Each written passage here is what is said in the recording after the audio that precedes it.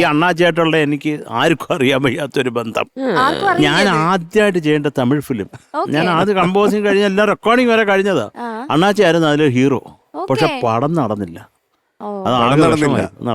ചിന്ന മാമൻ പേര് നടന്നില്ല.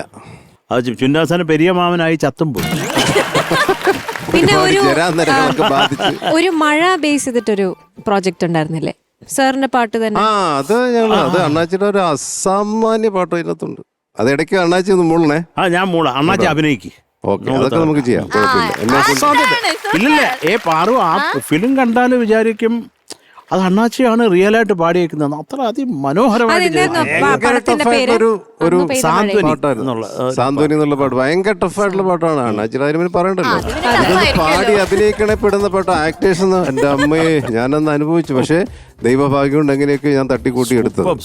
അസാധ്യ പാട്ടാ, അസാധ്യ പാട്ടാ. ഇതെല്ലാരും പറയുന്നുണ്ട് മനോജേട്ടാ, ശരത് സാറിന്റെ പാട്ടുകളിൽ ഇങ്ങനെ ചെയ്യാൻ ഭയങ്കര പാടാണെന്ന്. ആണല്ലേ?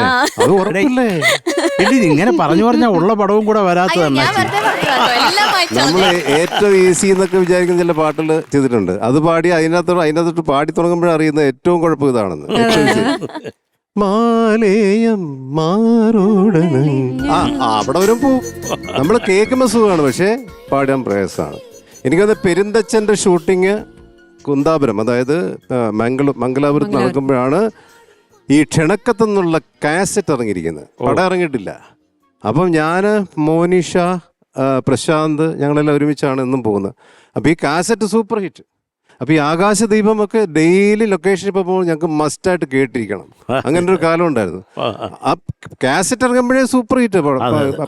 പടം ഇറങ്ങിയിട്ടല്ല. അപ്പോൾ അങ്ങനെ ഒരു കാലത്ത് ആദ്യമായിട്ട് കാസറ്റിലൂടെയാണ് അണ്ണാച്ചിയുടെ പേര് ഞാൻ ആദ്യം കാണുന്നത്. പിന്നെ ഞങ്ങൾ അന്ന് മുതൽ ഫാനല്ലേ, ആകാശദീപം മുതൽ. താങ്ക് യു അണ്ണാച്ചി.